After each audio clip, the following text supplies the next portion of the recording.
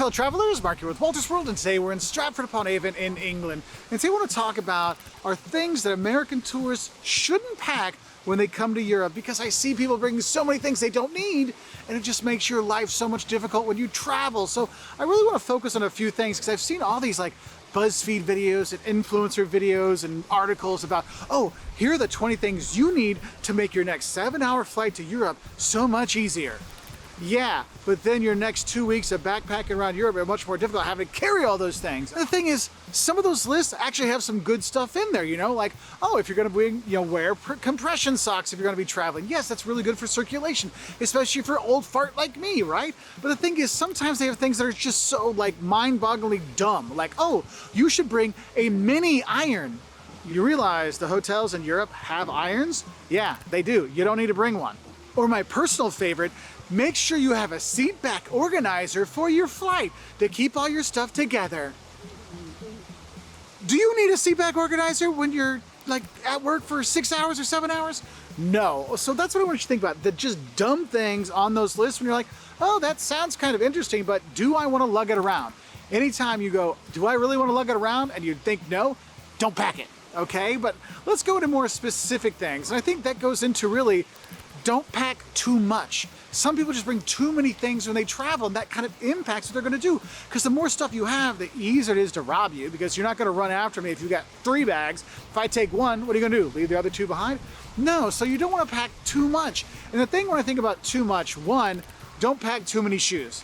I know this sounds crazy. I know there's some people saying, Mark, that's heresy. But this is from Jocelyn and my mother, who's an image consultant. And they both say basically 2 pairs of shoes. One you wear when you fly over and one you pack. That's the best way to do it. Now, if you have special events you're going to, that's different, but listen, shoes take up a lot of space, like a ton of space, and they're heavy, and do you really need that many pairs of shoes, and are you really gonna wear that many pairs of shoes? That's something you really have to think about. And also, when we're thinking about packing, I would say this, don't pack non-matching outfits. You know, an outfit that only works in one way, like I have to wear this shirt and these pants together, and that's it. They don't go with anything else. You don't want to do that, because then it's one outfit and that day is gone. So packing something for every day just takes up more space. What you want to do is pack things that intermatch, okay? So you can have 5 tops and 5 bottoms, and they all can kind of mix and match together, so you can turn those 5 things, those 10 outfit pieces, into like 20 different outfits instead of I only have 1 out per day kind of thing. And that really saves you a lot of space in your packing. And also, don't pack too much of your bling. Yes, I have my wedding ring on, and yes, my mom has a couple necklaces she wears and her ring, but she doesn't have 19 other things to do, because here's the thing. The more bling you bring, it makes you more of a target in certain parts of Europe, okay? So you want to be careful with that. Also, the more bling you bring, it's more stuff that you have to not lose at the hotel, right? And things you don't have to pack. So what you might want to do, if it's really important to you, go put it in the safety deposit box at home before you travel. Now, the next thing you don't need to bring are all of the gadgets. You know, this kind of goes back to that BuzzFeed thing, like, oh, this scale to weigh your luggage. Look, if you've packed enough that you're not sure if it's under the 40-pound limit, you have probably packed too much, okay? And now you have another thing that's gonna weigh even more to put on there. You don't need it. Also, other kind of specific gadgets when it comes to hairstyling, obviously I don't have that problem. 1, don't pack your hair dryer, and 2, don't pack your hair straightener. This is something I tell my students every single time I take a group of students to Europe, and every time somebody doesn't listen, and every time somebody's hair catches on fire. No joke.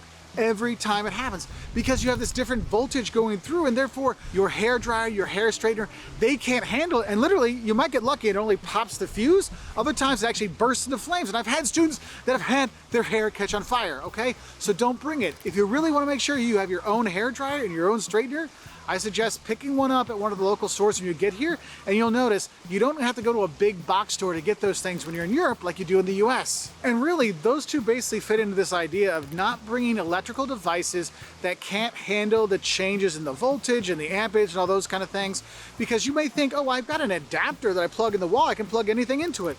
No, no, no, no, no.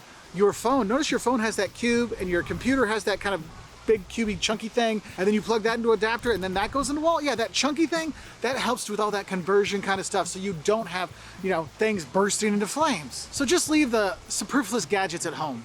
And another thing you might want to leave at home, and I know this might sound silly to the Europeans listening to this, but don't bring any weapons. Now, I know the Europeans are probably like, yeah, Americans, don't bring your guns here. No, I'm not just talking about that.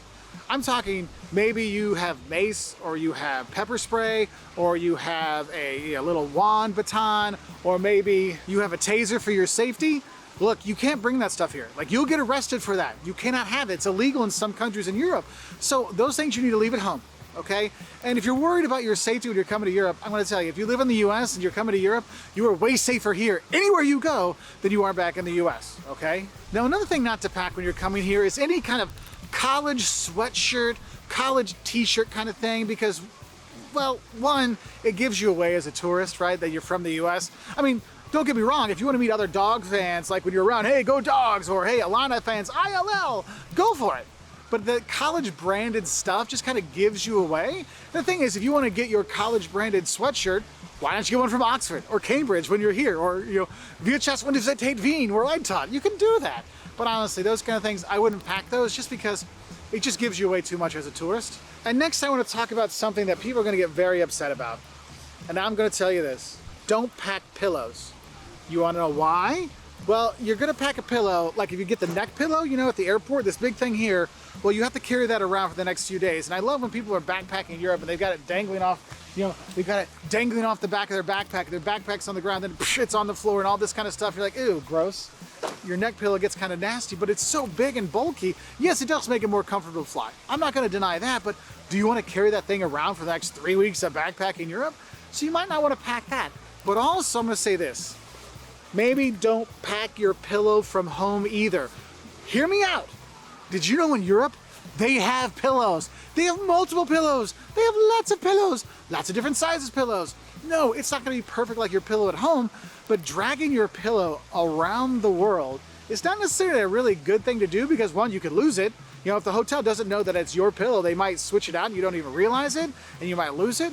But also just the fact that it's a big unwieldy pillow, it could cause problems, and some airlines might consider it a carry-on luggage thing, and therefore it gives you less stuff you can actually take with you.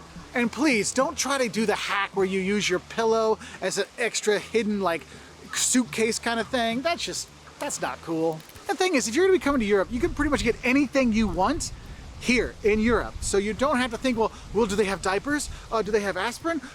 Do they have socks? Yes, they have it all. So you don't have to worry about it. So when you're worried and you're sitting there looking at your luggage going, do I need to take this? Well, ask yourself, do I wear it now? Because if you don't wear it now, you're not gonna wear it when you're traveling. 2, is this something I really need? Maybe if you don't really need it, maybe don't take it. And then 3, if it's something I can buy over there, if I really need it, maybe I don't need it here and I can get it when I'm over there, all right? So what are things you think American tourists shouldn't pack when they come to Europe? Let us know in the comments below to help out other travelers be better packed, so you can be a nimble traveler to get around the world, because you don't have to be fit and trim to be a nimble traveler. Take my word for it. You can just pack well and it makes it all better. Anyway, I wish you all the best. I'll say bye from here in Stratford-upon-Avon.